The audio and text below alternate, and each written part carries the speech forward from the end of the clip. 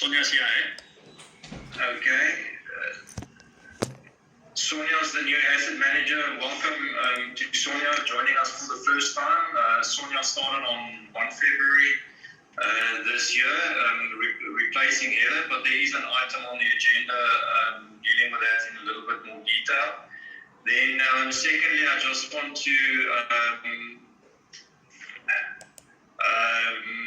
mention the pack and my appreciation for the pack. Thank you to the three of you that put it back together.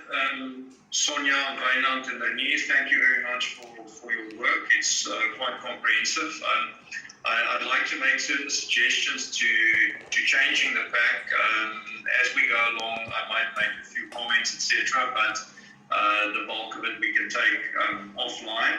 There's obviously quite a lot of information there. Just the way it's presented, I think we can do better. Yeah, that's it.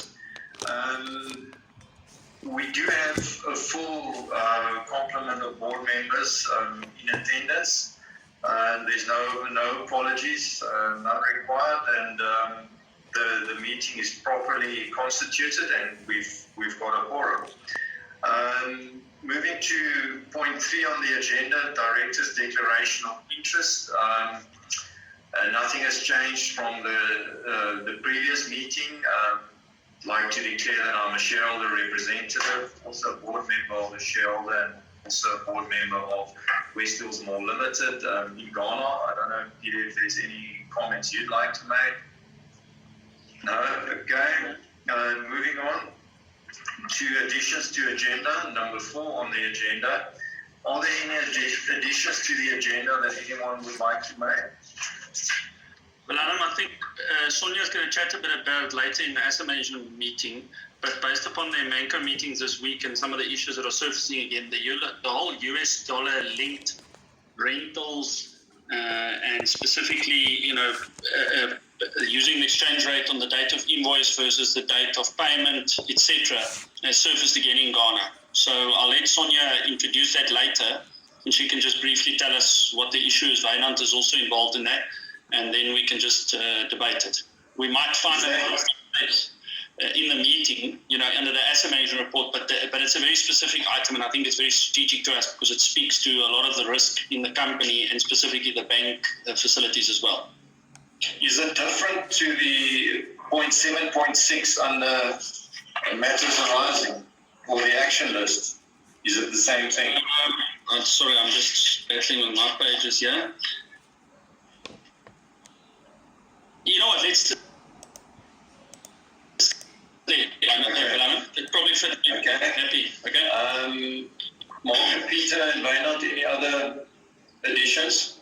Not from my side. I'd like to add a few comments under buffer cash, a new 8.5, please, called buffer cash. It talks to how much cash there is in the group and where it sits and in which entities and what our plans are for that. And Renier, without throwing you under the bus, I know you know that topic. We don't need a detailed discussion on that, just high level, what you and Wynand have done and sort of what the conclusion of that exercise was. Moving on to number 5 on the agenda, which is approval of the agenda. Can I take the agenda as approved? Yeah. Yes. Let's move to minutes. Number 6 on the agenda, approval of the minutes. I've got a few small things that I can take offline. Wynand, are you the right guy to talk to? Or Renier? Renier's putting this out. I've run it with I checked the minutes afterwards, and to assist Wynand, let me run with it because it's an administrative thing. I know this stuff quite well, then he can focus. Okay, all right. Just call me in the next few days. I'm not going to stop the meeting for little grammar issues like that. So can we move to page number 1 on the previous minutes, or number 2? on my pack. Any comments there?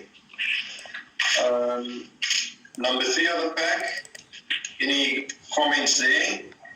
7.1, there's some doesn't make sense at the beginning there. That needs to be fixed. I also suggested there that the third last word should be with the GIPC, not of the GIPC. Yeah. I agree with you. Yeah. Yeah, while we're on that paragraph, the last line of that paragraph, just replace the word one with agreement. So it reads, but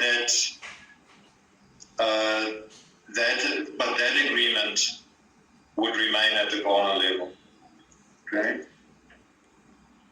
There's a few minor things I'll run through with you, Renier, on that page. Next page, page 4 of the pack.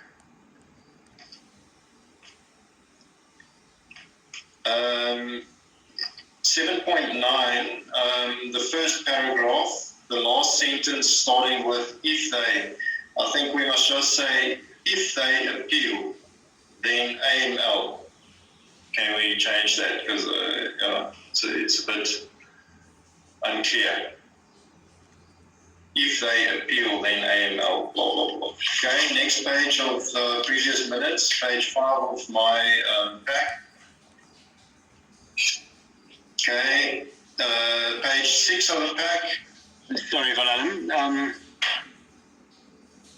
On top of page 5, second sentence, right at the top, it says evaluation of the malls as well as bank governance. I think that governance must be covenants.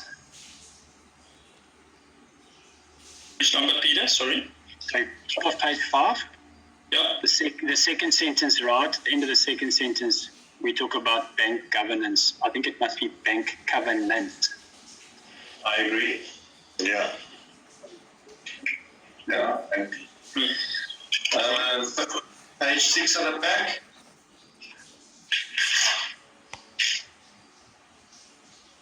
Page 7 of the pack. Page 8 of the pack.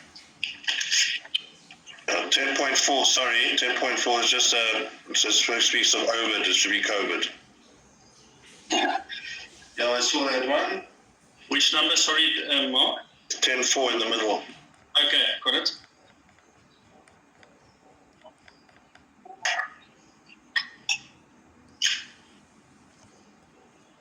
Okay, subject to these minor changes, can we take the minutes as approved?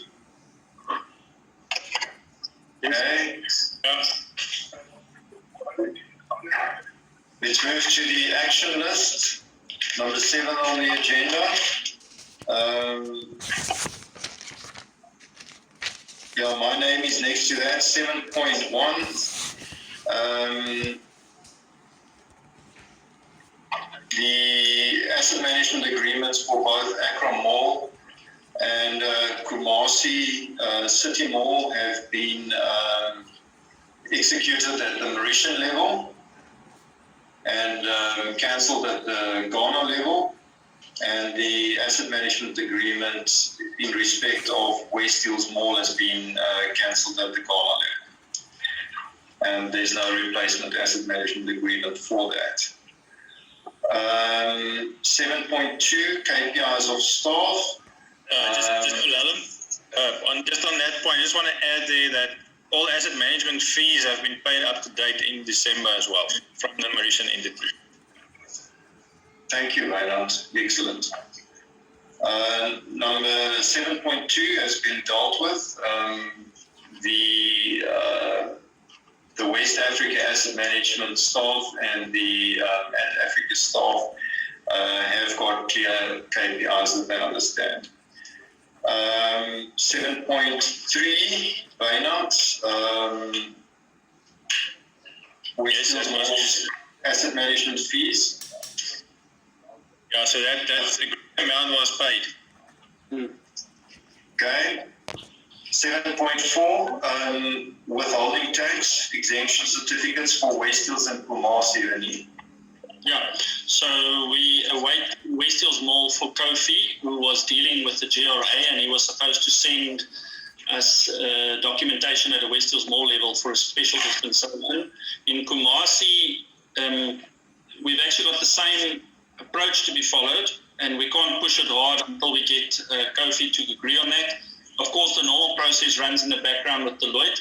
In Accra Mall, I know that the submission has taken place, but I'm not sure. I wasn't in the management meeting this week. I'm not sure if they've received it in the meantime. I don't know if, Wynand, if you can just comment on Accra Mall, just anything that they've received it already. Because there we should not have an issue because we are paying income tax, so the GRA should give it to us. Yeah, as far as I know, we have it. Kumasi, and West Hills not. Kumasi, there's a very long form that needs to be completed that I think is now completed to an extent. We are waiting for Isaac to provide directors information of the directors. So we again on that. We need information from and then Deloitte will submit it. Who's going to take responsibility for that? So initially we were trying to get Kofi and Isaac to take responsibility for that, but we've seen that there's not much happening. It's not happening quick enough. So we started getting involved, pushing it for that as well. And now I've seen now with Sonia on board as well. She's also picked up on the smell, and she's also pushing out from her side.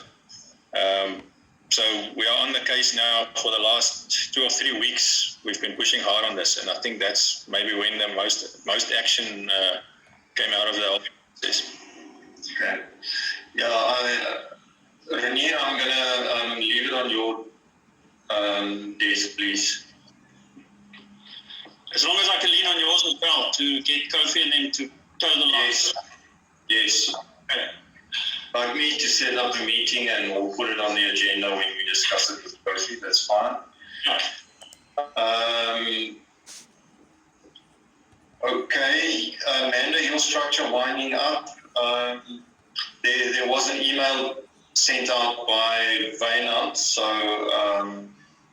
yeah, it's ongoing. I don't think we need to delve into the details since there is a detailed email. Are there any questions for Wynand on the winding up of that structure? Okay, moving on. 7.6, okay, US dollar versus local currency rentals. Who's going to start off, Sonia or Renier? I think let Sonia give us the context of where things are currently, and then we can all chip in. Okay? Morning, everyone. So we have been experiencing some issues, challenges in Nigeria with our USD leases. We have received with the ShopRite renewal a letter from the CBN in regards to the CBN circular of 2015, as well as the new tax manual and, of course, the tax law. And that we are on the bridge of a certain item, which means we may not be able to charge USD dollars in our leases anymore and need to convert to currency. We then got legal advice on that, and we have been in 2 sessions, discussions with our lawyers in this regard. And we have been categorically told, firstly, just to acknowledge the letter from CBN, and secondly, that CBN at this stage do not have the authority outside of the tax law allocations of where their authority lie, which is mostly with FX brokers and banks, that they cannot dictate the commercial terms of our leases. So we all answering. You're talking about Nigeria now, right? Nigeria is not part of this portfolio. I keep forgetting. I'm sorry. In Ghana, we have an issue at the moment with the our invoices state on the day of invoice a certain exchange rate. And of course, on the day of payment, we expect the tenant to pay a different exchange rate of the exchange rate of the day. However, as of late, the Bank of Ghana has been very prescriptive, especially to the financial institutions, that they may not enter into USD leases. So the renewals with the bank and the financial tenants in our malls have now been on steady terms. That said, we do have another problem at the moment, or a challenge, where we have our national tenants and some of the other tenants that now refuse going forward to pay any of the currency of the day rates and only want to pay the invoice currency exchange. So we're currently having an FX loss that is growing month by month in this instance. We do have tenants that's refusing to pay if we do not provide them with certain documentation for exemption. And going forward, I do fear that with the President's set with the financial institutions, with the CD leases, there might be a further pressure put on us to enter into CD local currency. But is it, so the problem is not only with the leases being referenced to dollars, but payable in CD, they also have a problem with the leases being referenced in US dollars. Yeah, I think, priced yeah, in US dollars. correct, yes. So it is two different issues at this time. I think our biggest issue is the currency FX loss that we would be experiencing, that will be growing. So that they have an issue. The minute we put pressure on them to pay us the rate of the day, they ask us for our exemption certificates. At this point. Sorry, Sonia. No, you can continue. Okay, but Adam, so this surfaces every few years. It's nothing new. It's the same old.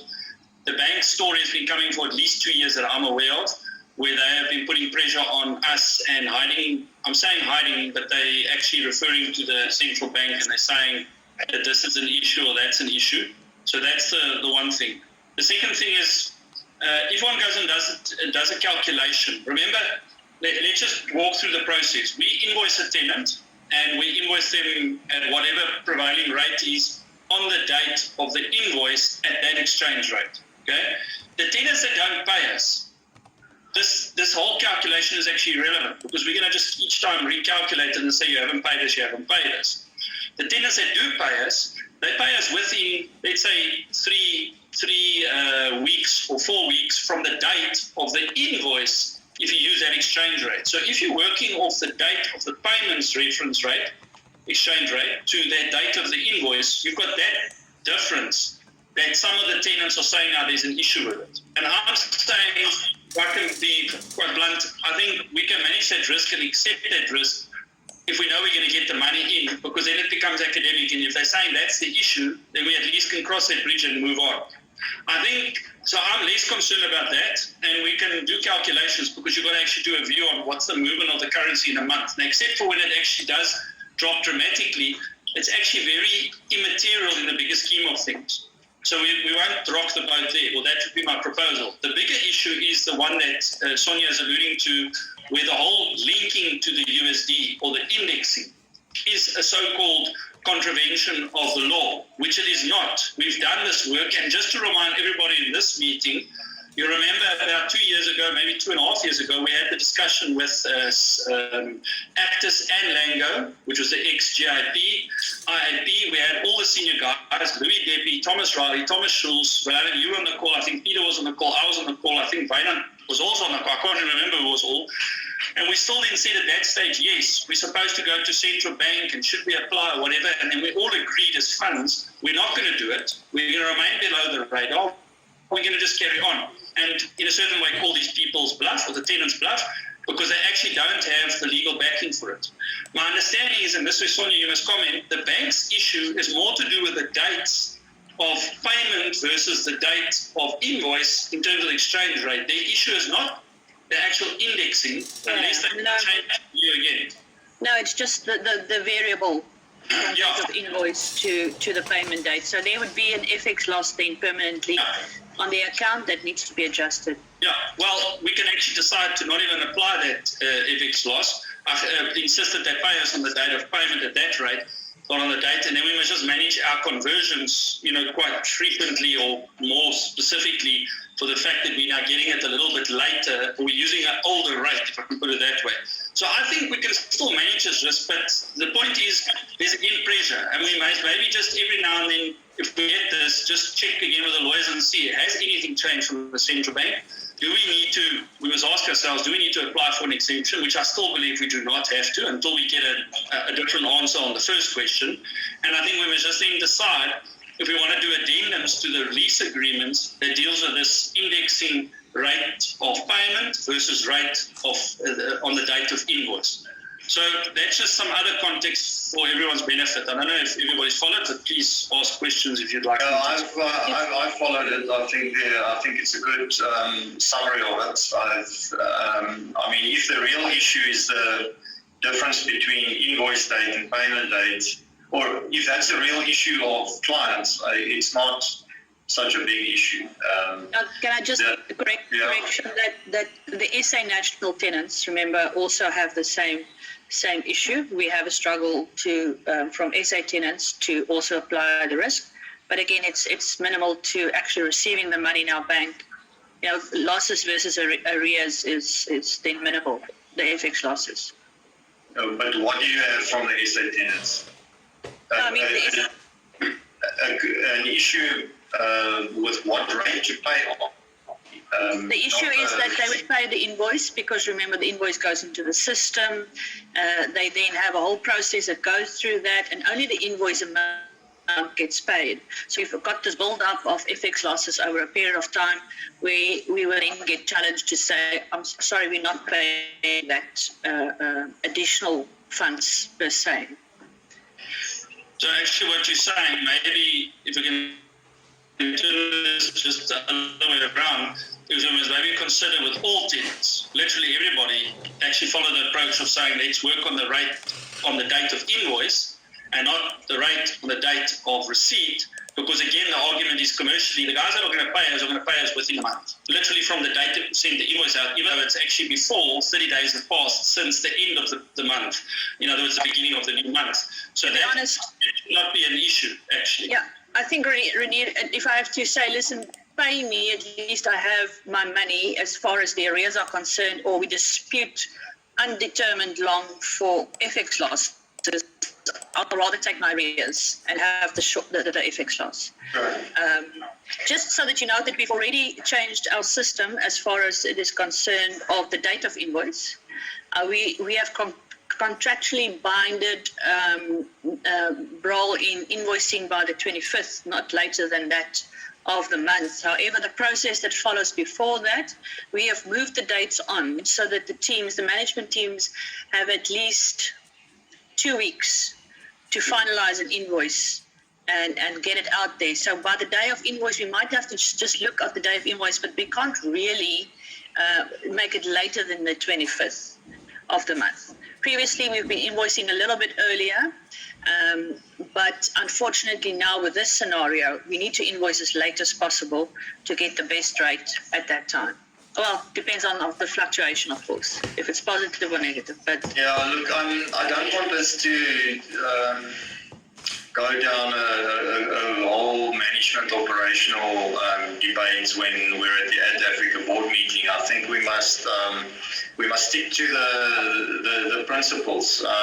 So the big pushback against US dollar leases comes predominantly from banks. Okay. And I'm talking about pricing, and our solution there is to accommodate them. Right?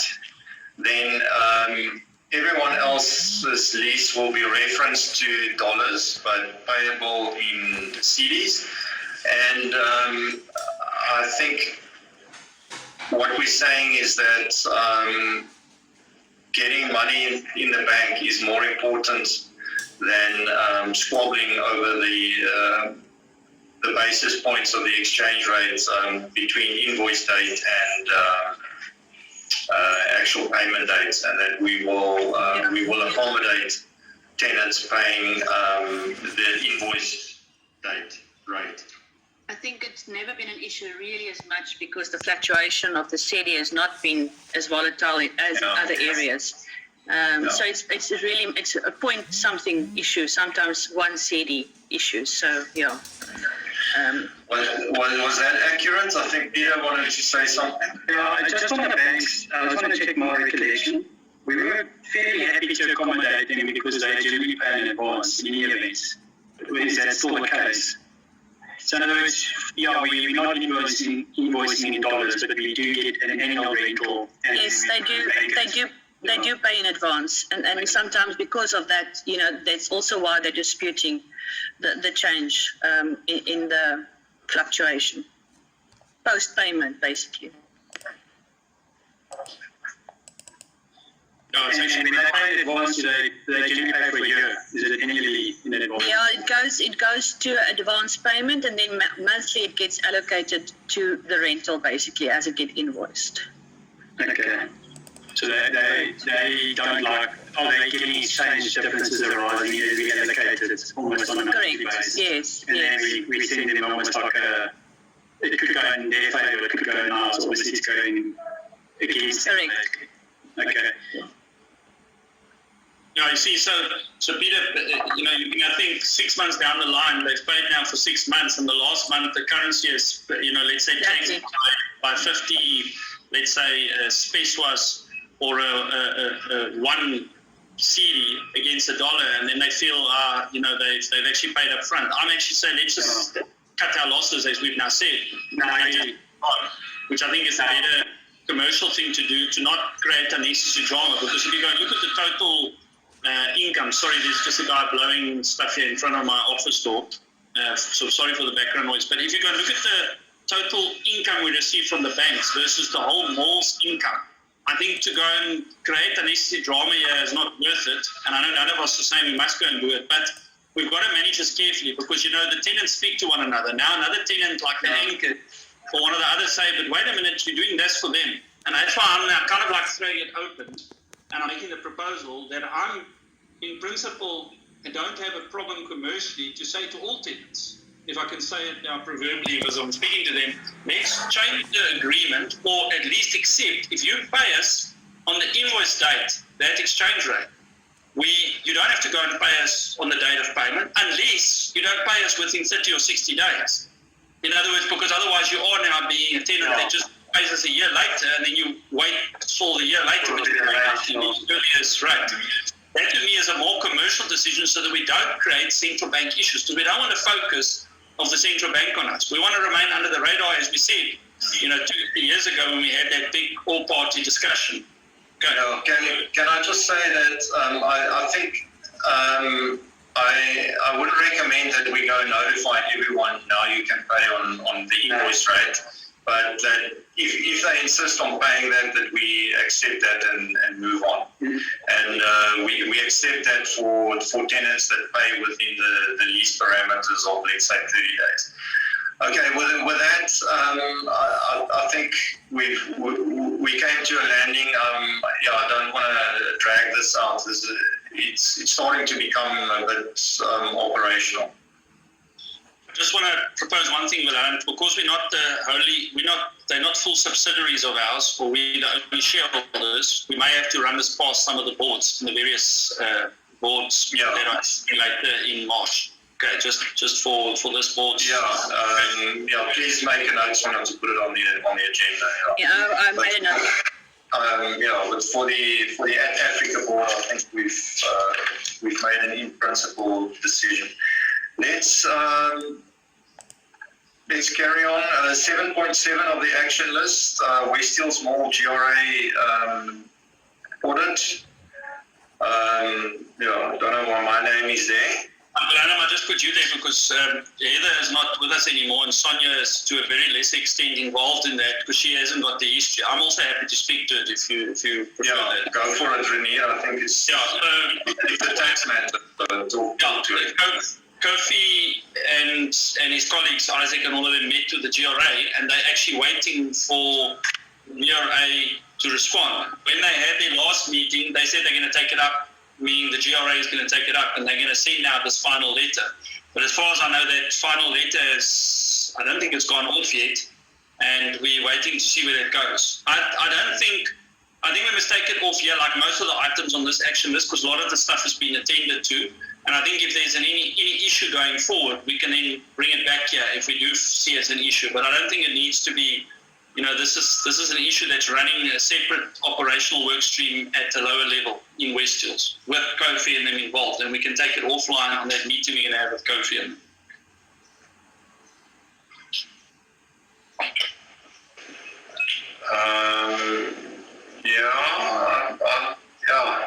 I'm not so sure we should take it off. Okay, you can keep it on. Just make yourself the responsible person there. Okay, 7.8, TP audit, that's actually been done. There's been a write-up in the previous board pack, and I think nothing more needs to be said there. Am I right? Yeah. There was no appeal lodged by the GRA. So. Okay, that deals with action list. Let's go to strategic matters, China Mall. There is a bit of a write-up there. Are there any questions there? It's all obviously very topical at the West Hills Mall board and with everyone involved there. Are there any questions there? Okay. So taken as read. 8.2, Renier, the At Africa RMB facility. Yeah, so everybody's seeing what's written there. I don't know if there's any specific questions. It's unfortunate that we have to now inject the money.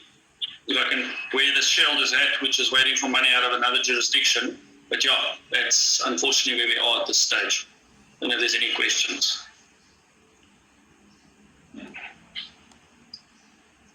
All right, 8.3. Just to notify the board that we have been approached by a potential buyer of the either the assets or the company. Nothing, not even heads of agreement have been signed, but that's just to take note of it. 8.4. There's a new face at this meeting, which is Sonia. Heather's contract came to an end. Nicole, who everyone is familiar with, was going to take over, but she's unfortunately ill, and we've hired Sonia, ex-Brawl, with a wealth of experience, and Sonia, we look forward to working with you, and she's already making an impact. Also, we've employed. This has been coming for more than a year now, anyway. But I think the news on the local asset manager is that he's actually been appointed. Legally, he's appointed by Accra Mall, but his costs are charged out to the other two malls, so there's cost recovery happening there, and the property management agreements have been amended to cater for that, that the property management fee payable to Brawl will be reduced by the additional cost of having the local assistant asset manager. Can we just refer to that person as the local assistant asset manager? Because he is the assistant asset manager. He happens to be local, but he reports into the asset manager, being Sonia. Any questions on 8.4? No. Renier, 8.5, buffer cash. Okay, so there's been quite a bit of work done, mainly by Wynand and the teams in country, and we've had some consolidation discussions. And the idea is, as the company, as everybody knows, we would rather prefer that we try and pull as much cash out of the malls and make sure that this cash is available within the structures higher up, because we've got debt in Mauritius in 2 of the legal entities. And we don't want to ask shareholders now to put in money when we actually have got money lower down the stream in the structure. Secondly, what that means is that we also have now over years picked up what is a good buffer cash to retain in a shopping centre or in a mall. The last 2 years, with the challenges around COVID, we did not want to put too much pressure because we weren't sure, where this was going to play out in terms of cash flow from tenants. We now think we're on a reasonable, solid expectation of what can and cannot come in. And therefore, based upon that, we've now, putting more pressure on the shopping centres to make sure that they firstly also just collect their money, but more importantly, don't hold too much of a buffer lower down. And in the process, it means that there's sufficient cash to pull up, and we can then settle in the structures above in Mauritius with that surplus funds without the introduction of cash from shareholders. The only cash from shareholders that which we don't want to, but we'll have to, is when you make big capital reductions on bank loans, then you would require shareholder funds because it won't be sufficient in the shopping centres because we make distributions every quarter of the surplus funds. So with that in mind, we had that discussion. We've discussed it also with shareholders at Africa level, and I've also run with some of the discussions at the lower down structures with our, let's say, minority or other shareholders. And in principle, they've agreed. The only discussion that still needs to take place is with one of the very small minorities in Kumasi, because that discussion will be part of the meeting we're going to have with NASIC. And then one last thing I'll just say is that on West Hills, we have decided the approach to not withdraw funds or make any distributions there. It's been very difficult to get SNIT to inject their funds as we've been requiring over the last few years, and especially buffer funds.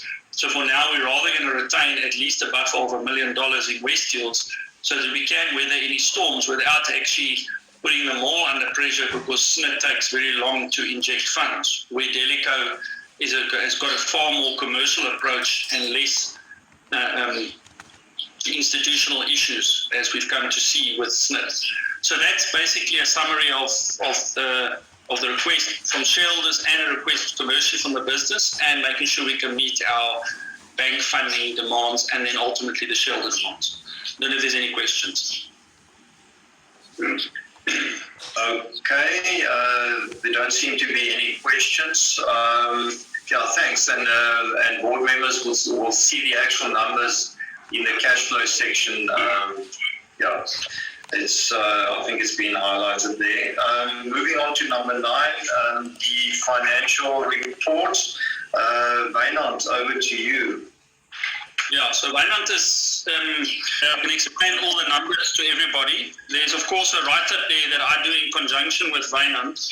And I just want to say here at the beginning, you would have seen I sent out a graph separately via email, because the original graph in the pack was included actually other jurisdictions' collection versus billings. So please do not look at that graph, and rather replace it with the one I sent via email. And apologies for anyone that actually couldn't figure out what was going on. Let me just say that up front. So Wynand, over to you. So Mark, you'll see I sent a mail earlier today with updated accounts. There's been a subsequent adjustment to those numbers that I included in the pack, and that's been distributed already to shareholders that I didn't update. So and I realized everyone on the call has received the updated numbers except for you. So apologies for sending that a bit late to you. Looking at the numbers that are included in the pack, I'm looking at the numbers that were circulated yesterday. So the change that came about was, if I'm looking at the balance sheet, was investment properties that the number changed. So typically when we do December half-year results for at Africa, we only get an external valuation from Accra Mall, because Accra Mall's financial year end. For the other assets in the portfolio, we basically kept to the June numbers, but about 2 years ago we started looking at doing desktop valuations in-house or perhaps external. This year the decision was to do external desktop valuations. So we got Tom Bate, who usually does the year-end valuations, to do a desktop for us. He issued his reports. We looked at all the assumptions again. We took all the basic assumptions from June, revisited them all, updated the tenancy schedules, had a look at vacancies, percentages again, and that's where the change came in. So yesterday morning we received updated numbers from Tom, and those numbers have been included in the updated numbers that I sent out yesterday and to you, Mark, this morning. So if you look at the balance sheet invested properties, it was 100.3 million in June. It's now 99.6. So it's a swing of $730,000, and that's basically because of the vacancy factor that was adjusted in the terminal value. Withholding tax receivable, which is note number 2, you'll see the balance decreased. That's withholding tax receivable is basically it's the two balances that we have in the two Delico companies, in the dormant entities. So it's reduced by $100,000, and that's purely because of the exchange rates that's weakened. And we've seen quite significant weakening of the exchange rate over the past few months. I think the last time we exchanged CD for dollar was last week, I think Thursday, and the rate was 6.83, which is quite worse, a lot worse than 2 or 3 months ago. On the current assets, you'll see advance to shareholders. There's a reduction there of 280,000. That's we called for cash in December from shareholders. That is reduced. The 5 million that's coming in now, there's been a discussion whether it's going to be loans by shareholders to Add Africa, or are we going to treat it as stated capital or investment? And the decision was to treat it as investment. So our stated capital will increase. The number of shares will remain the same. It will just be the paid up amount that changes. But the loan amount that we see there will remain unchanged. Again, cash balances looks like there's a lot of cash, but just to remind you that included in the December number for Kumasi, we were still sitting with a cash for the VAT refund that we knew we're gonna have to pay GRA. That was subsequently paid. We paid away almost $1 million. So that came down quite a bit after December. On the liability side, Can I just ask? You're obviously on page 15, thereabouts, right? No. What page are you on? balance sheet is on 13, page 13. Yeah. Okay. Yeah. All right. Okay, so on the liability side, there's no. I mean, we weren't expecting any movement, quite significant movement, and that's exactly what happened. The bank loans are intact. The rest of it is all there. It's all operational accruals. So there's nothing to report on that side. So without going into any further detail, I mean, those are the items that I would like to highlight. I don't know if there's any other question. Yes. Numbers. Yes. Well, it's income statement and balance sheet, but if I can take you back to page 11, the second table. I'm a bit confused by that. It's obviously quite technical. Can you just explain how that works? Because you make the comment here, one can see the impact of the interest write back in the current financial year. What does that mean? Okay, so what that means is that if you look at the prior year's arrears, and now I must be careful. When you look at the prior years, you've got to look at the prior year. In other words, because we're currently in the 2022 year, and you've got to look at 2021. So if you look at the comparison between the two, the interest write-off has taken place in the one year, not in the other one. And therefore, you will have a decrease in arrears, not due to collections, but due to a write-off that actually that removes the data. And you've got to look at total arrears more than just current arrears. Remember, we do start charging interest as it always happens, but it can be a normal arrear tenant if it's not a tenant that's actually legal or there's an issue with.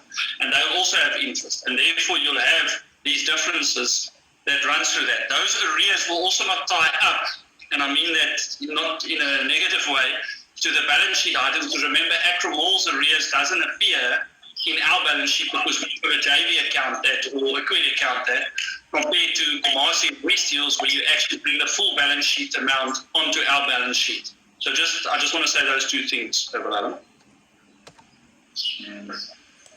And remember the difference between normal arrears and total arrears. The first table is normal, and the second table is total. Total has got legal, it's got long outstanding, it's got all the other arrears in there. So you'll have differences in those totals, because sometimes one sees that your normal arrears, okay, it's looking good, we got it under control and so forth in normal circumstances. When you look at your total arrears, there can sometimes be a spike because the tenant might still be in, and you're still running him, legal. Doesn't happen really a lot, but you could you still got him under legal or under another category, and then it starts creeping up. And then you can see your normal arrears you're doing quite all right, but your total arrears you're doing bad, but it's because of bad debtors that are actually just increasing over time. So that's just the differences. Can I just ask, is it reasonable that we haven't written anything off during the year? Because I see we actually haven't. How does that work? That sounds fantastic, but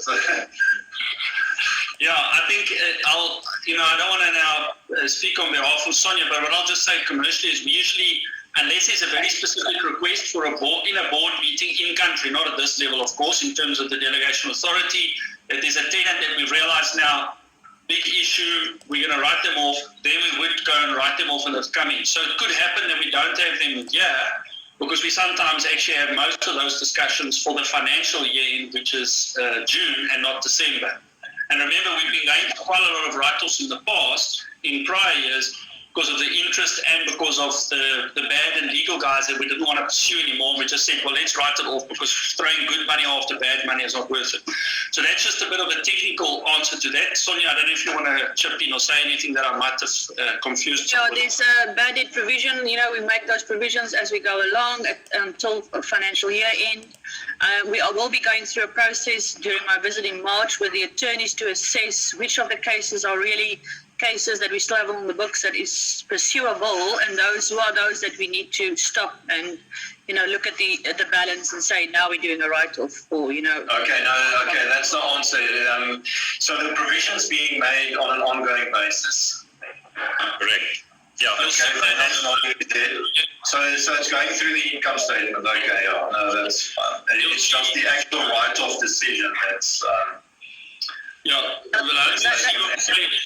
Page 6 in the asset management pack, I'm just looking at page 62, you'll see a reconciling schedule of the bad debt provision for one of the malls. Then you'll see on page 46, there's another one, provision for bad debts. I think that's the Acro Mall one. So you'll see they're all listed there individually, and you'll see that there's full or very close to full provision depending on the nature or the state in which that tenant is.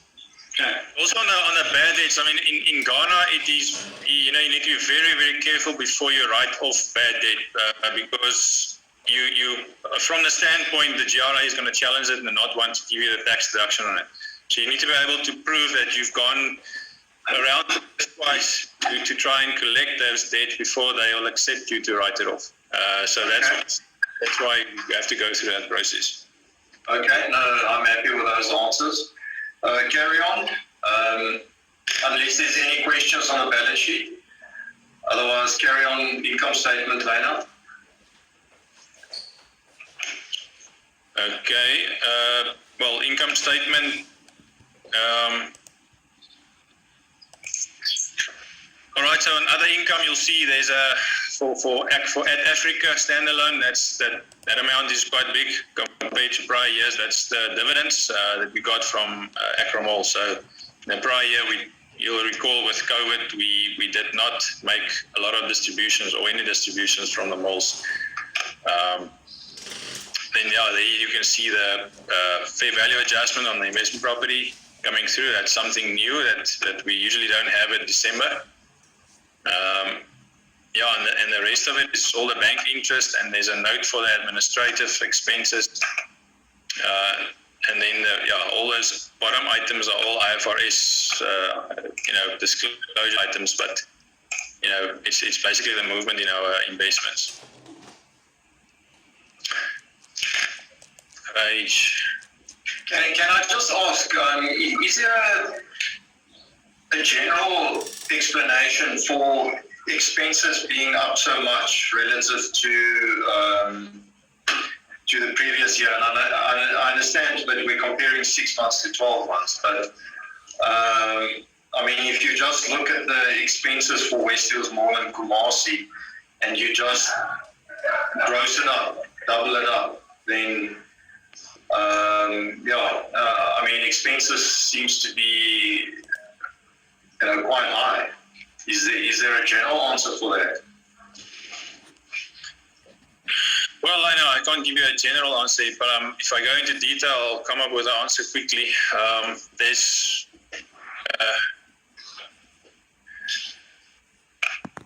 no, I can't say why. But there will be some. There was movement on. So that expense there will include movement in bad debt provision as well. And I know that's where we had some movement. But if I think about the detail on the per mall income statements, there's no real major items worth noting that you can account that you can mention. Note on this one. But Alan, if I could just comment on that, I also picked up on that, and my analysis was that you'll see in both line items there's been a jump, income and expenses. The challenge though is that you've got to go and look at it over a 12-month period, and the challenge is, of course, is to make sure that the expenses are not increasing at a rate that is quicker or higher on a sustainable, consistent basis vis-a-vis the income. And I could also not pick up something glaringly. It's in various line items that you've got to go and look at it. But the detail, I'm just trying to think, we don't actually go through the detail of each property mall at this level. That's usually discussed in quite some length in the individual board meetings. Yeah, okay. That's fair enough. Then I just want to suggest that we, thanks, I'm on a different topic, that we split the share of profit or loss in joint venture between the property revaluation and the actual and the remainder.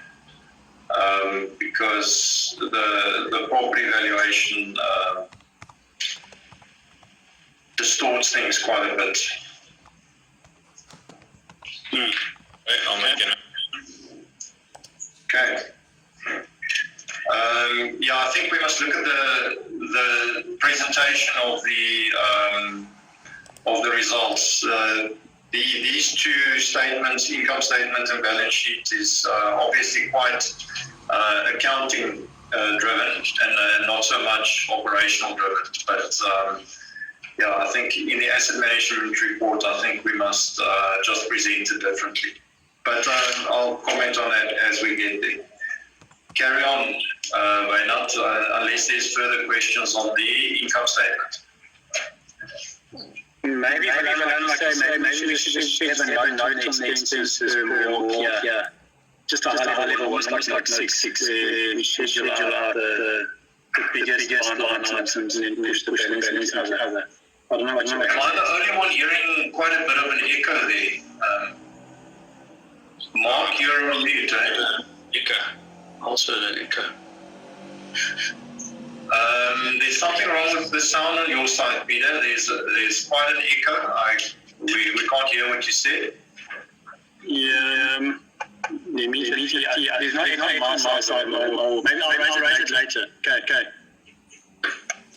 I think I caught up the gist of it, Philanum. I can say that what Peter's saying is that maybe we should, like we've done with note number 6 on admin expenses, also have a split there between the 3 properties on the income and the expense line, and show that as a note so that we keep the financials as you see on the face, which are more accounting, but they actually are closer to IFRS than just pure commercial or operational, and then we get the detail further down, just so that we can see what it consists of in note number 6. Okay.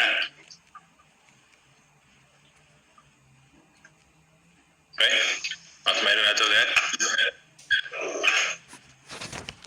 Great. Are there any other questions?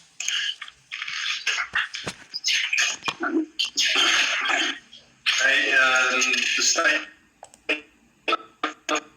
changes in equity?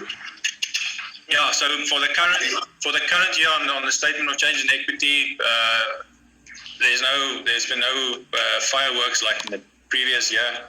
It's basically just the movement in the income statement, your other comprehensive income, and the minority share interest in that. And that's it. There was no conversion from pref shares to stated capital and loans being converted and any of those things. All right. Okay. So then, and then in the notes are linked to the balance sheet and the income statement that's been discussed. So I don't know if there's any questions there, perhaps.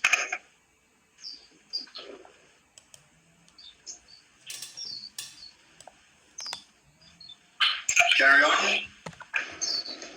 Okay. Right. I'll then take over. I think you've covered everything on the financial results and so forth insofar as it relates to that. Velanam, if there's no further questions, I just want to highlight that graph that I referred to earlier, which shows collections versus billing, but for the three Ghana assets. And you'll see there is a more positive trend. There's a trend line there, which is a dotted line, which actually shows you where the trend's going. But if you also look at the last few quarters and you look at June 2020 and you compare it to December 2021, you'll see that we had, of course, that big drop, as we all know, there down to 60% in June 2020 for that quarter period. And you can see how it's increased over time, and that we've actually had some quarters where we've actually recovered more than the actual billings for that period. This is, of course, not a 12-month rolling cash flow or cash receipts versus billing. It's more specifically on each quarter, just to see how each quarter has performed. And one can see it's picked up nicely, and that's also quite, it becomes quite obvious if you start looking at the reporting under the asset management report under the the billings versus receipts. But okay, just wanted to highlight that because that was sent separately. And of course, some of you may have some comments on the previous graph. Okay, Reinhard, cash flow.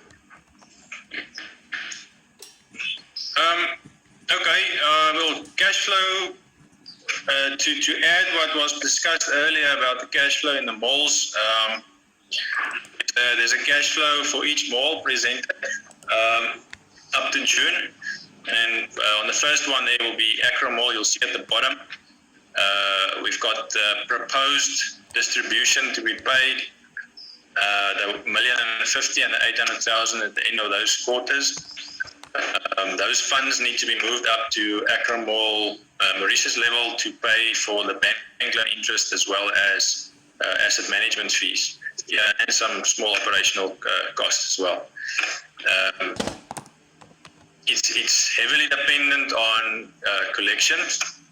So if we collect those forecasted cash, then we for this next one is West Hills Mall, as discussed.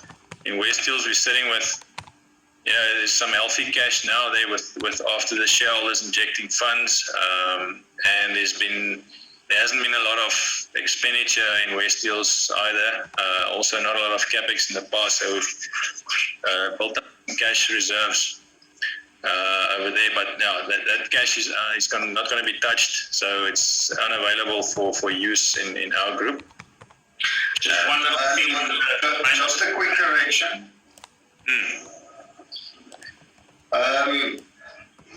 Probably the sixth line from the bottom, thereabouts, loan received DPDL and loan received DPDL. The second one, I think, should be SNIT and not DPDL. That's correct, yeah. That should be just corrected going forward. I interrupted you, Renier. Carry on. Yeah, I just want to mention something on asset management fees. Remember, we've now stopped paying in Westfields, and effectively that will also be a saving in that shopping centre. But you'll all know, and that's why it might seem like a large balance when you look at that. But remember, Westfields has got a 25% vacancy.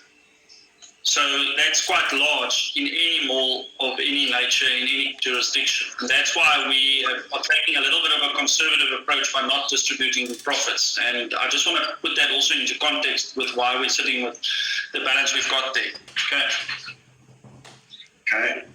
Another comment in general on these cash flow forecasts, Vena, just the way you should present it going forward, please, is to insert a subtotal where you basically get a good idea of the cash flows, but before shareholder transactions. So at the moment it's after shareholder transactions. So just insert a cash flow, because what I want to see is how much cash is the mall making before it's paying dividends to its shareholders. And I know you can add it back, but I want to isolate the cash flow performance of the particular entity before it pays the shareholders. Okay. Noted. If it's not clear, you can call me at a later stage. Sure. Okay. The third cash flow is the Kumasi one. Same principle. At the bottom, got the two proposed distributions. But you can see in Kumasi the cash is a bit more tight than the other ones.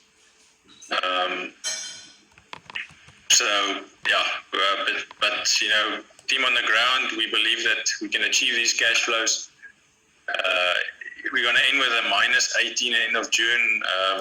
But you know, if we see we're heading that way, then we'll cut somewhere. You know, you'll see there's budgeted capex, for instance, there that we can just get the timing right and change the timing on that. Important page is 9.3, where it all comes together on Mauritius level. So just to take you through that page, this is now on page 20. So it should actually start from the bottom. So you got AMML, which is Accra Mall Mauritius level. That block is for Accra Mall Mauritius. Then in the middle is a block for Delico Property Developments. And then the top block is for Ad Africa. So it start at the bottom, Accra Mall Mauritius. All the cash flows. So you'll see there is the 1,050,000 in yellow and the 800,000 coming in. And then those red figures are the payments to shareholder, which is a dividend. Half of those red figures will go to Ad Africa level, and it flows into the cash. So there's the bank loan interest payments. We've got asset management fee payments, so forth. Same thing for Delico Property Developments in the middle. You've got 200,000 in green and the 150,000 in green coming in from Kumasi. There's asset management fees payable, some other costs. Also the running costs for DPIGL in the branch, those fees are inclusive of withholding tax that we're paying down into the company to pay withholding tax on the shareholder loan interest. The red figures are the payments up to Ad Africa, and then the top block is where you can see that Ad Africa, if we stick to the cash flow forecast, we should have sufficient cash. There's another correction that needs to be made here. You'll see the AA running cost should be 33 per month. March is in fact 76, but then from April it should be back to 33 again. So the 26 that we'll have left there is going to be a bit more. It's going to be 33 times 3, which is 100,000 more. So that's the cash flow. I think you realize that yourself that we must just change the order so that AMML is at the top, DPDL second, and at Africa third, because that's sort of the logical way these cash flows work. Okay.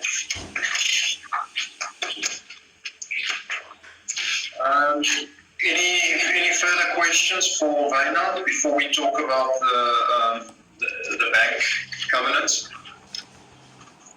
No? Renier, can I just ask that we call 9.4 something different in future, something like bank debt management? My suggestion. Over to you, Renier. Okay, so everybody has had the privilege of studying the information beforehand. So I'm not going to speak to the general stuff. I think I'm going to just explain what I've done, and I've had a meeting with RMB on all of this information quite recently. So as of this week. So as you'll see, we meet actually LTV and we meet ICR, okay, which is important because that means our covenants are compliant. And that means we don't need to apply for condonation letters.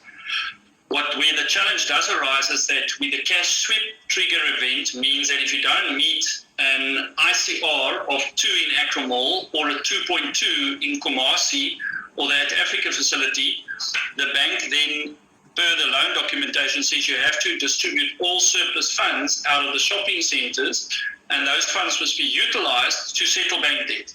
In other words, there's a capital amortization. If you do not do that, then you are actually in breach of covenants, and then you have to ask for a condonation letter. That's the legal standing, just so that everybody understands. So as you'll see in our case, Acromol, we do meet the cash sweep trigger. Kumasi, we're nearly there, and then in the At Africa facility, we're not there, we're quite far off. Okay. And we're also far off even once we settled the $5 million amount that's going to be paid. So therefore, you end up then with the extra cash, and we need to then decide how we're going to distribute that cash, or are we going to? So my discussion with RMB was of such a nature that they have effectively said they are not expecting us to pay it because they understand we already sweep Acromol as we've now gone through the cash. We already sweep Kumasi as we've discussed the cash. The only one we do not sweep at this stage is actually West Hills, and I've explained to them the commercial reasons why we do not sweep West Hills. RMB is very appreciative of it, and they actually are quite comfortable that we are not sweeping West Hills because they understand that this is not an asset where we own 100% or we can call the shots on certain things. So they have decided we can leave it then at that. I'm actually waiting. Once we've sent the compliance certificates that need to be signed now, then we'll be able to start doing what we need to do. So just so that you know, I just wanted to share that with you so that you understand that's where we are with RMB, and that's what they've what's expected legally. So you want it on email? Remember, I've just explained, I've got to get the compliance certificates to them. Once they've looked at the compliance certificates signed by the board members, then they will respond to us formally. Before then, we can't get anything on email because it's an in-person meeting discussion. Okay.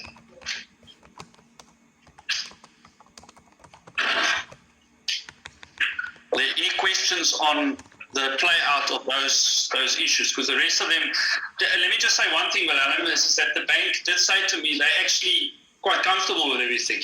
Even though you'll see the cash sweep is where it is, but they can see that the malls are managed, that the ICRs are met, which is very important to them. The interest is being paid, and things are looking good. And they actually are in favour of West Hills retaining fund because they know the drag it's created on us from an earnings and cash flow perspective when you look at SMIT. But I will get something in writing once I've got the compliance certificate signed and confirmed by the bank.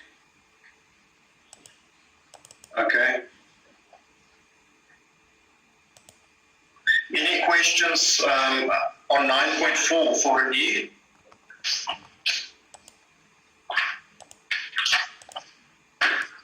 Okay.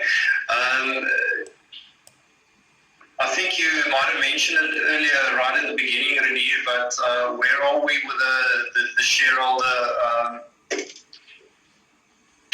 injections of their portions of the 5 million? Yeah, so what's happened is both shareholders, I think, will have their funds in At Africa's bank account later today, or it might even be there already. But that's where we are at this stage. We literally on the end of that. So yeah. Right, thank you. Sonia, can you take us through the portfolio reports? Obviously, never mind, I'll make that comment later, but just start off with number 10, page 23. Anything you'd like to highlight there? I think the two things that is standing out for at this point in time that might be an issue for some of the board members might be the vacancy levels. And as far as the vacancy relates to the leasing figures, at the moment, Accra Mall's vacancy is increased substantially from December 2020 to December 2021. However, I would like to give the board members the assurance that at this given time, we have already reduced it since the last reporting, and we're currently standing on a 5.55% of active deals that's happened. And we are targeting 3% by June of this year, and we are on the way to achieve that. Sonia, just a quick question there. When you say 5.55, is that new tenants identified or but they're not trading? No, we've transacted on 3% of vacancy already. Those deals have only been to sign the final lease and start tradings, of which some is already shop fitting. Okay, they're not trading yet, but obviously the pipeline. Correct. Okay. Yeah. Right, so then we have the West Hills Mall vacancy, which is the one that we are continuously worried about. Currently on 26.32%, which is an increase since last year. I'm happy to announce that since we reported 26%, we have physically done deals on 3 shops, which is about 1.2% decrease in vacancies. So we're currently on 25.06%. And there's more deals in the pipeline currently, about 4 that has not been concluded yet or approved, which is on the table and in the pipeline. So we have a downward vacancy there, a decreasing vacancy rather than up to the 30%, which is encouraging. That's encouraging. Well done, Sonia. Thank you. Then the Kumasi vacancy is currently at 6.46%. I'm happy to announce that we've done deals on 704 square meters. So there's a positive 3.8% movement. So the current vacancy is on 2.66%, which is also very encouraging. There is, however, some risk in the expiries at the moment, especially for Kumasi. There's a large, about a 20% expiry profile in April of this year, which constitute about 16% of the GLA. There's some risk in some of them, and some there isn't. The biggest risk there we have averted of 1,100 and 304 square meters. The memorandum of understanding has been signed with Watch and Dine, and they will continue to trade from the 1st of March. I think we have in hand most of the renewals at Kumasi, and then under negotiation, there's literally just the largest one, which we were worried about, which I've just mentioned, but we have averted that risk. So there's no real increase in vacancy at Kumasi with the high expiring profile. Okay. I've just got a few comments on that schedule. Sure. I think I know why, but the schedule's not cross-casting. If you add up the 3 malls, you don't get the total column. Yeah, it's probably because you hit Ikeja and didn't adjust the total. That would be my suspicion, but yeah, I looked at it. It doesn't make sense. That's my bad. That's my bad. I just hit Ikeja from that column, from that table. Yeah. Okay. I thought so. Can the two of you just explain why the turnover is up but the trading density is down on Accra Mall? That doesn't make sense. Something's not right.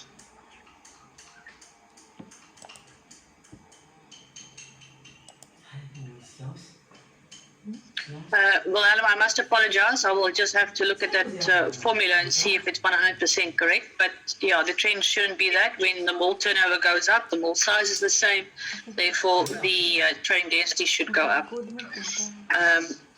Which of the two numbers do you think is correct? Sorry to put you on the spot. Is the turnover correct and the trading density? No, the turnover is turnover is definitely correct. There must be I don't know, Wynand, if you can look at that formula possibly at the trading density side. It could be the report, the tenants reporting the trading density. I was going to just say, So it's generally, like Philan, like you said, it shouldn't be like that way, but sometimes it can be. If you've got some weaker tenants now actually giving you numbers, and the squares that they're giving are disproportionate to the turnovers they've been getting in the past, you can see it go in the other direction. Also, but it's worth looking at, yeah. Yeah, Peter, also sometimes what happens is a reporting tenant that has provided us with turnover figures before has subsequently vacated. Yeah, and and now the number of square meters have changed, which we're reporting turnover on. So that can also attribute to that, yes. Sonia, a different question if I may. For instance, on Kamasi, I think the vacancy is now going to be the lowest it's ever been, so well done. Thank you. What's your sense on renewals at the moment? If we are getting renewals, are we seeing the same rentals, exit rentals, or is there downward pressure on rentals and we seeing some reversions? We have asked the team to categorize the renewals into 3 categories. One that would have to come with concessions, the one that would be flatlined, and of course the one where we can push a little bit harder and get a good escalation. I have asked the team, most of the ones with bed escalations I've approved and we're continuing, the others for flatlining. I've asked for financials for the tenants, and the ones where they have asked for decrease with concession, we are delving deeper into that business, but it is the smaller amount of the renewals at this point in time. And we are just monitoring the team too to be a little bit more, have a change of mind now and get out of the COVID culture. And to say, listen, we are moving ahead now. Sorry, we can't hold this rental anymore, and this is the circumstances. But yes, we are doing P&Ls with each and every tenant, looking at what their spend is and the ratios to operational cost, and actually assisting them to look at their businesses better and therefore educate them and understand why they can afford a certain level of rental. So to sum up, it actually sounds like a mixed bag. It's not like it's. Yeah, it's. I would say about 25% of the renewals at this point in time is asking for some kind of pegging of escalation or reduction with concession.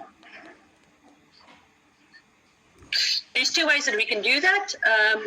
Previously, we've been very successful in signing a lease with a tenant at a certain level rate, but providing concession for a further 3 months, therefore to enhance the renewal uptake, as well as not influencing the revenue of the mall as such on the actual physical lease. So we'll be exploring those, but we're not quite there yet. Okay. I don't want to hog the discussion. Mark, any questions from your side before I fire away with my other questions on the schedule? Then my other question is, if you look at the foot counts, 12-month average year-to-date December 21. So am I right, Wynand, saying that it's a 12-month average monthly foot count, but why does it say year-to-date December 21? Year-to-date suggests it's 6 months. So what is it? Is it a 6-month average or a 12-month average? It's 12 months. Okay.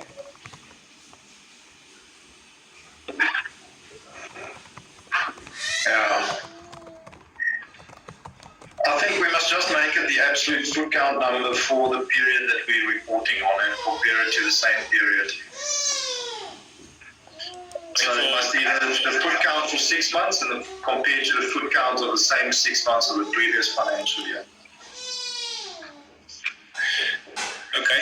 should we add that, or should we just change this one to only include 6 months? So next reporting period will be 9 months. Yeah, I think you can substitute it. Okay. And then just in general on the schedule, if you could just increase the font size of everything on this. Yeah. It's noted. Okay. Since no one else had questions on the schedule, we can carry on to 10.1 Accra Mall. Sonia. Okay, so we're on page 25. Accra Mall at this stage, we have a 10% variance on the net operating income. What to what? Sorry, Sonia. 10% what to what? So If I look at these numbers, I don't find the 10%. according to me, it will be the year-to-date budget to the gross, no, not the gross income. Sorry, just repeat the question, sorry. The question is, looking at the numbers there, where do you get the 10% variance from? It's a variance of what to what? Actual to budget or actual to prior year? There's a variance on NOI level. There's a 10% variance to prior year. Okay, prior year. Willem, just if I look at it, you're looking at page 25, 10.1.1, is that correct? Yes. Okay, there's So two prior year is 3631 and the current year is 2626. Yeah, you must look, there's a variance. The first variance is the variance between actual and budget, the 2626 to 3988. And you'll see that's 35.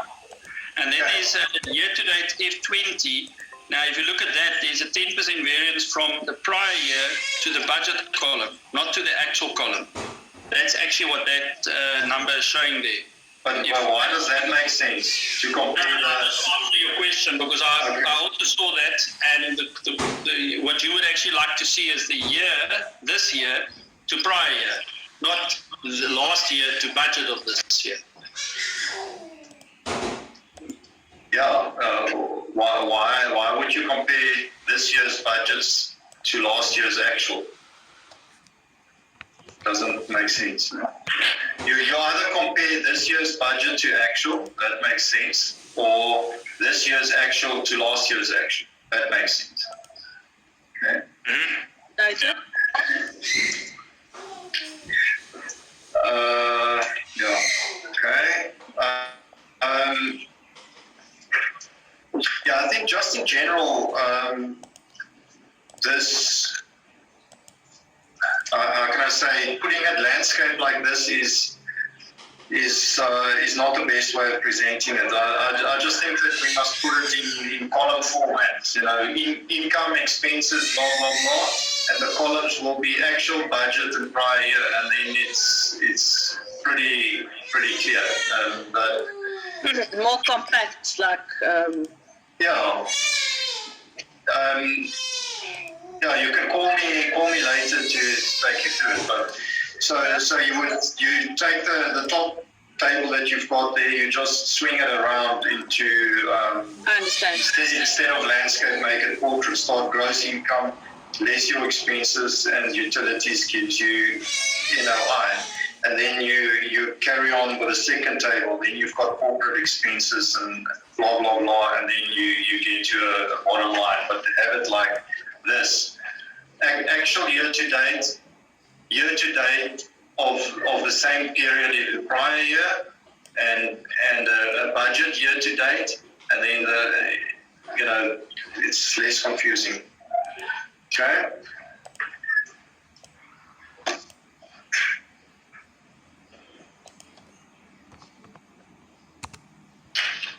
And can you just explain, sorry, I'll get you, Sonia, the second bullet, the reversal of interest on overdue accounts for current and previous year's accounts. Okay. What does that mean? Wynand, would you? Yeah, that's interest. That's the interest reversal. We reversed all the interest on overdue accounts from the receivables. So that's an expense in the previous year, which will make your growth artificially higher this year, but our growth is not higher. Our growth is lower. Yeah, so I have asked the teams, Wynand and I have discussed on how we report certain of the income, as far as it includes adjustments and reversals as such, because at the moment, like all those interest, it looks like income, but it's not income, if you understand what I'm saying. Because it ups that looks like the receivables are higher, but in fact it was a interest reversal adjustment. So But we wrote it off in the past, so why is there a new income in the current? No, this is Acromol. And Acromol financial year is December, but because we report on at Africa year, so we take 6 months from the previous financial year for Acromol and 6 months of the current financial year, and we make a June financial year for at Africa purposes. So for Acromol, this is still sitting in the December accounts in the 6 months, June to December. Yeah, I remember this discussion in the past. We said that Acromol is going to be done differently to the other two because it was a different financial year. We did not process it all in June. This was discussed actually with the At Africa shareholders in the past, specifically Acromol because it's got a different year end. Okay, but then it will be in the 6 months that ended in December, right? So that would, okay. But there's no reversal then. It's just a write-off. So you'll have a...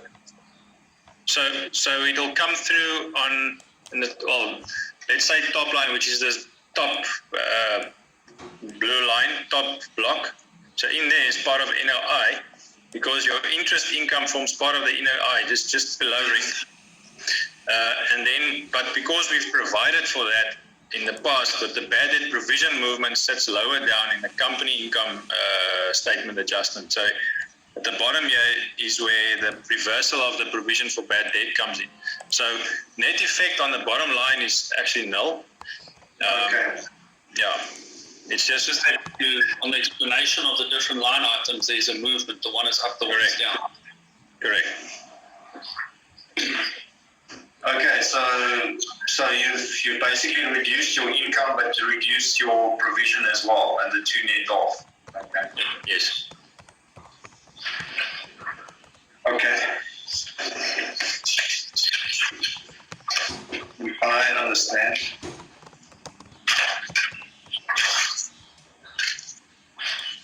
Okay. Carry on. I don't know. Obviously, it gets quite detailed, but are there some items on Acromol that you'd like to highlight? Obviously, appropriate comments for the At Africa board.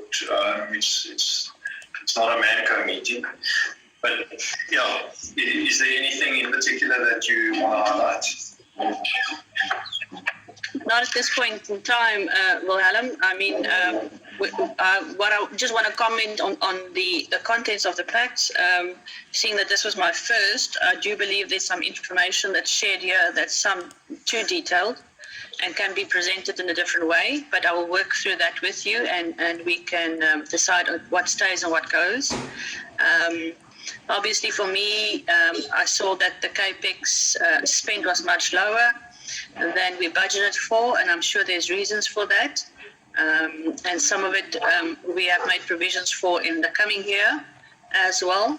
Then I just want to turn this thing the other way around because now it's in portrait view. There was some unbudgeted CAPEX spent, but also not too much. We are actively working on the arrears as we speak. The whole I-Emporium negotiations were concluded in December of last year. However, following that, There's been some installments made. The first installment was made, and Emporium will sign personal surety. However, after all of that discussions, the tenant reneged on the agreement, and we have instructed the tenant to be vacating, which they currently do. The vacation was set for 28 February, now 15 March only, as there's been a delay on removal of the medical equipment. But we are still continuing to tie this tenant down as far as repayment is concerned. Now, there's two problems with that tenant is getting him to pay his arrears and getting him out so the vacancy can be filled.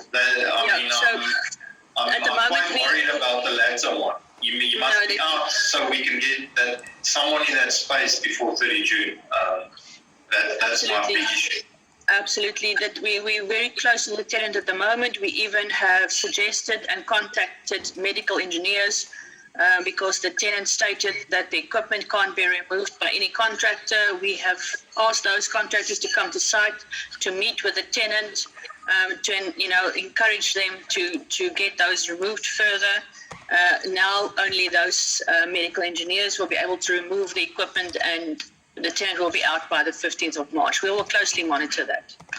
Alan, just for the benefit of Sonia as well, our Emporium has been a statutory tenant for many years. Remember, Ghana's Property Act is a very archaic thing, and the issue here has always been, and the Acromol board, which I'm also sit on, has been always that we must find a way to get the tenant out. That's been our biggest challenge over the years. I'm now going back like 8 years, not like 1 or 2 years, just so that you understand. This is an extremely difficult and complex tenant, which uses every excuse in the book. So, Sonia, I'm glad you're saying you're monitoring it close, and just spend from your side, not that you're not, but just making sure this tenant needs a lot of TLC to nicely help them on their merry way so that we can get this place occupied, because the recovery of the data has always been a risk, and we've always said the chances of getting the money is very slim.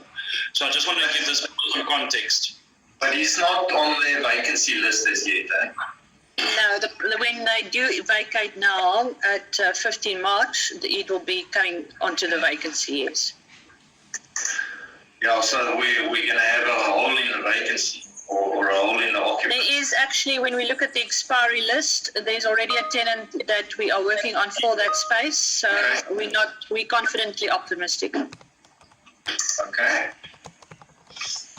The Palace Group, there's been some movement with one of the cases and payments. On the second cup case, we've had checks received, but the first 2 checks for the utilities have cleared. However, we are still in court with the case. We were going to go to court on the 9th of December, then the 22nd of January. That became the 23rd of February, and now it's also been postponed to 8th of March. So we do have some court delays there at the moment. The budget, I've included the budget here. However, in going forward, we will exclude the budget from this line. Actual bill was actually collected.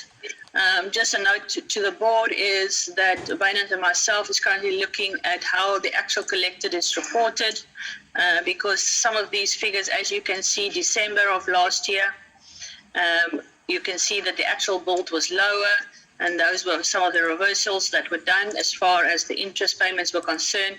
And then the management company reports a 200% collected, which is not factually correct. So we will just be looking at how we report that going forward.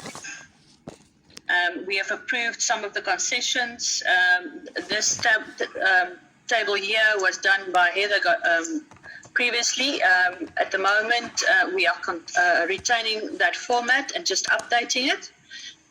But we also will look if we can put that in a more user-friendly manner forward in the next board meeting. Okay, I've got a question on, sorry, what else did you want to say? No, it's fine, you can ask. Page 36, that foot count trend is, if you ignore COVID, which was a particular issue, that foot count trend is not picking up fast enough. Well, it's not picked up.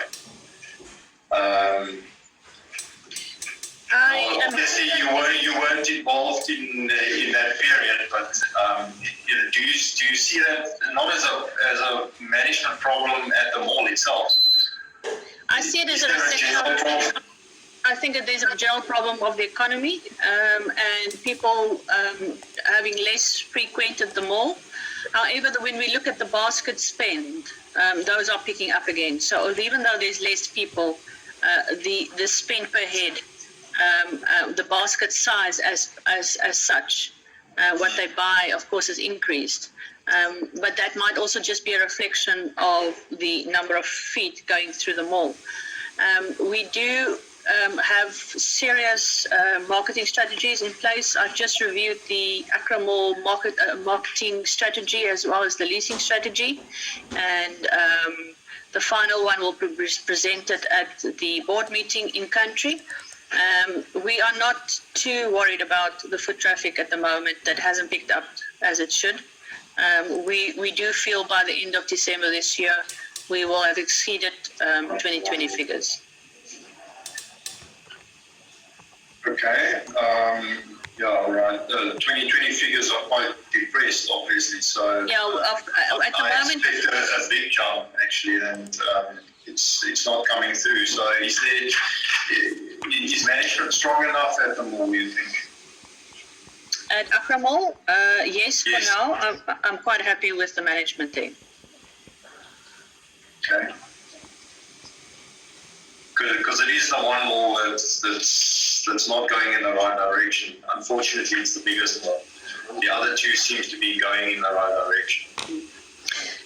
The leasing strategy is quite intense this year in the next few months to see if we can enhance the mall activity as well as the marketing strategy. I'm happy to share those if the board would require.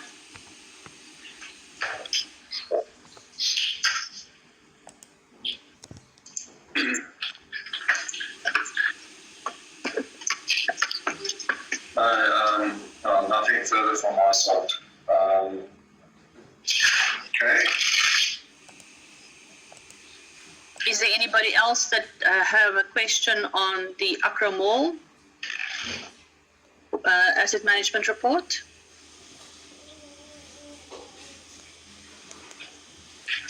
Nothing from me. Okay, then I'll move on. Yes, No, I just want to say nothing specific from me. I'll take one or two things offline with you. It's not so necessary now. just so that we know the matters of discussion, you will see that under 10.18 on each of these asset management reports for the malls, we have matters for discussion is the insurance COVID claim, which I have attached the letters that was written to Hollard. Just an update, as of yesterday, I've received a mail from SIBL to Hampton, which is our SIBL is our in-country insurance brokers, which works together with Hampton, that is known to us. We have received feedback from SIBL that in their meeting this Tuesday with Hollard, it was categorically stated that Hollard has advised the authorized attorneys of Hampton that our case has been repudiated, all three of them. At the moment, that proof of the repudiation is unknown to Hampton as well as SIBL. We have not received any letter to any authorized attorney, so we're currently questioning that. Which, I mean, they only received the letters about a week, the 3rd of February, about 2 weeks ago. This quick reaction from Hollard on repudiation, I think, is just a formality. And we will have to oppose that repudiation if that is indeed the case.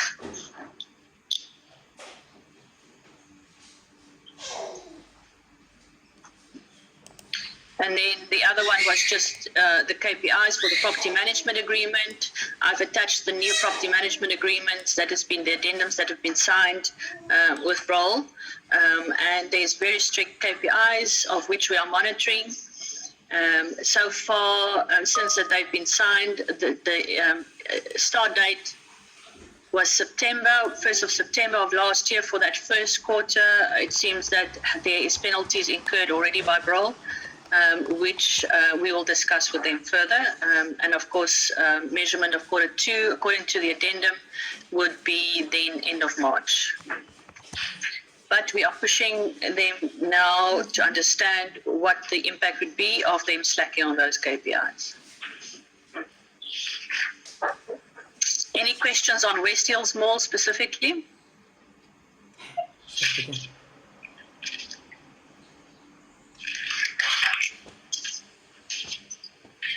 We are in quarter 1 of West Hills Mall, and you will see that we have spent some funds already on CAPEX.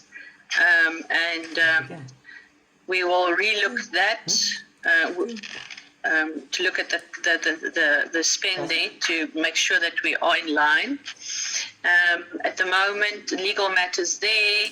We have issues with a proposed settlement that we have discussed already with the tenants there. We have the players group again, so that is, as I said, delayed in court, some of them. Then there's a few that we propose to abandon, and then there's a few that the litigation will continue with. I will go through with the teams on these items before they are submitted. We have made progress on the ex-tenant from South Africa. We've concluded a settlement, full and final settlement with Foschini. Of the 15,000, we've agreed on a settlement of 7,800.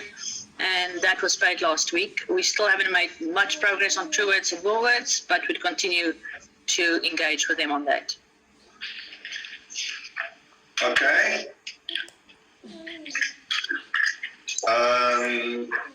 Kumasi.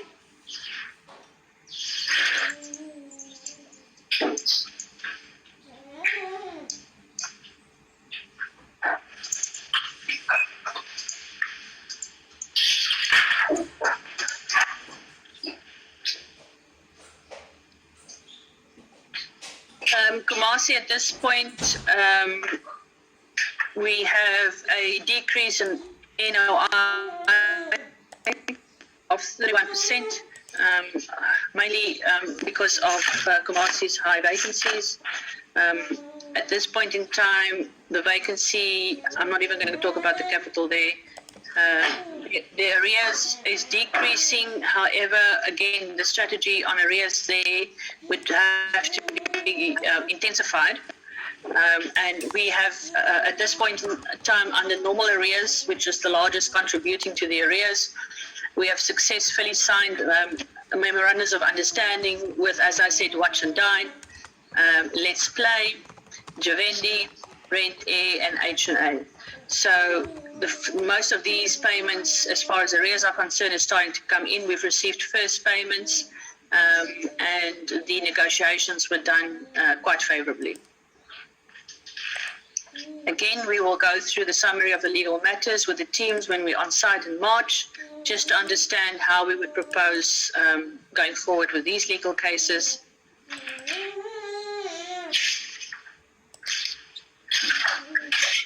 Okay. Yeah. Any questions on Kumasi? Okay. Sonia, thank you. I think you've come up to speed with the portfolio quite quickly, and I know you've inherited quite a lot of things, including the format of the report, etc. But yeah, thank you very much for putting together this pack basically in the first few weeks of joining. You only joined on 1st of February. No problem.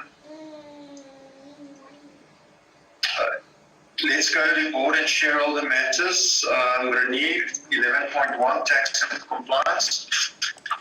No, I think what I'll say is that on tax, if we had to look at the group, I think we fortunately have changed our stance on showing shareholder loans versus stated capital, which is in our favour, because in Kumasi we have that tax audit that took place, and they also are trying to raise something on thin cap on something which is just ridiculous. And fortunately, with the change in the capital gearing there, and in all the other malls, we won't have, or we should have very limited issues going forward in corporate tax matters, because this is a historical audit that still refers to older amounts in prior years, which later was addressed.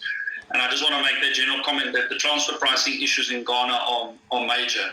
You know, the jurisdictions don't understand them, and as you would see in many other jurisdictions outside South Africa, it is a big wave of issues that are coming. So I'm just mentioning, you know, that's the only tax matter other than the West Hills, which I think the GRA, by the way, Bill Allen, that's why I wanted to take it off here. I don't even think the GRA is actually sees it as an open matter. It's just that they've moved on and carried on with their day-to-day things. But of course, at West Hills, we'll deal with that. But that's just a general tax note on that. If you look at your compliance stuff, that now means withholding tax and VAT and PAYE, that's actually all nicely under control and being paid and so forth. I think the important thing is to make sure that we're compliant with our, let's say, regulatory bodies that we need to belong to. And that is like the GIPC, or anything else that may come up or may not come up in the not too distant future. Then if you look at the financials, all our financials have been signed and have been attended to except at Africa, and I'm now talking to you about at Africa Limited for last year, June. We do have extension, well, there's a blanket extension with the MRA in terms of financials, so I'm not too concerned about that. And even if that is not applied, there's a very small penalty that if one is not done. The reality is that there's been a delay at different levels with our financials. Firstly, with the management company, secondly, with Deloitte, and thirdly, with us. And us, I mean, it's myself and Wynand. And it's a very, combined team effort to get to that point. So those financials, there's nothing that's going to be changed there that's going to be an issue to anybody. It's just that we need to get those financials signed and approved by this board to move on. That's the only one that's outstanding there. I think the one thing I would like to state is that we are trying to make sure that we clear out any unnecessary niggly issues, albeit with any registrar or with the tax man, to make sure that we try and keep this as clean as possible, because this takes a lot of time and executive time from board members and so forth, which does create unnecessary drag and frustration when we have those meetings, because there's various parties are involved and it makes it quite difficult to execute on it. So that's specifically on the tax and compliance matters. Are there any questions in that regard?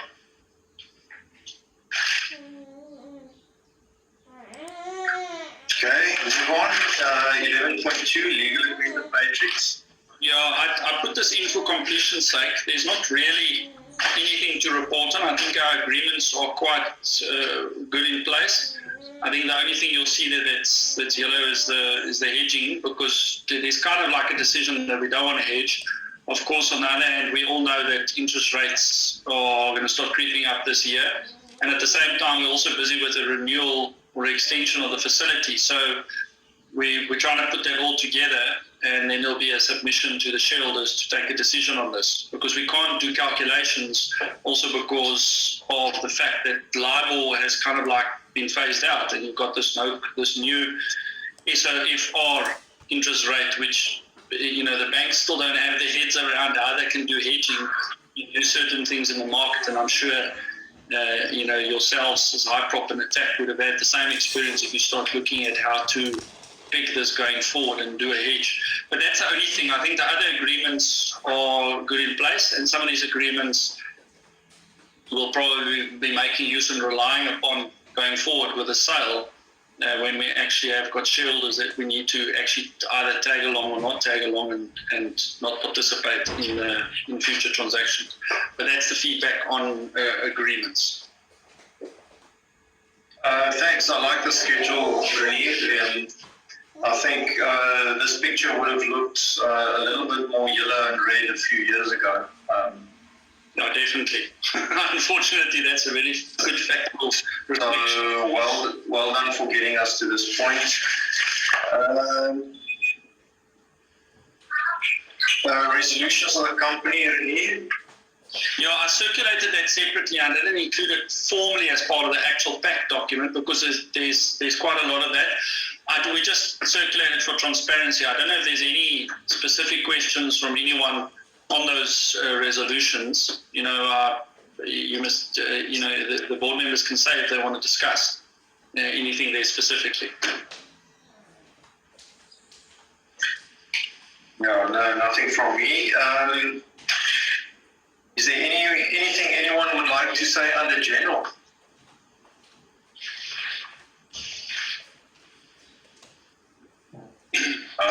Okay, no. Then I'd just like to thank Renier, Wynand and Sonia again for putting the pack together. Appreciate it. It's quite comprehensive. Just to clarify, my comment on the detail was not so much that there's too much detail in the pack. It's just that we don't need to discuss all the detail in this meeting. That's the only thing. Having said that, maybe we should look at the pack and how we present it and just keep on optimizing it. But that's all I wanted to say. Anything from you, Mark?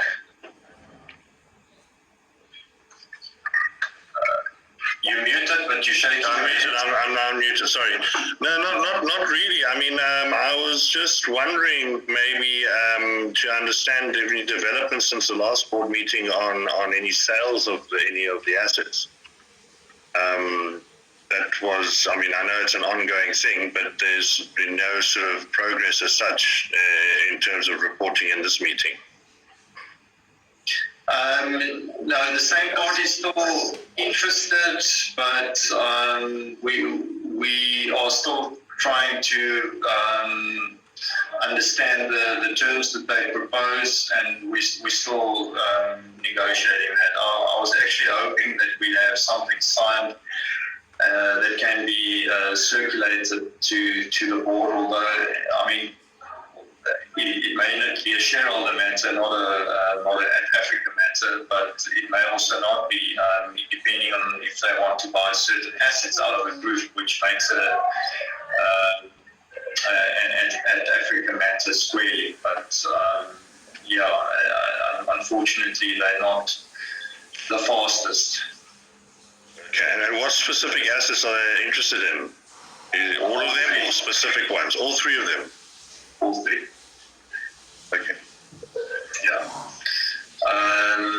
It's not clear at what level they propose to do the transaction, but we've got them off the wicket of doing it at the Ghana level. So it might be at the Mauritian level on the individual assets, or it might be an Africa transaction whereby all the shares in Africa from the shareholders, but we don't have a landing on even that. Okay. But it's not an overnight process. I must warn you. It's a long process. And thanks. When we've got more to report, you'll understand why it's a long process. Wynand, anything from your side? No, thank you. Renier? No, nothing from my side. That's good enough. Peter?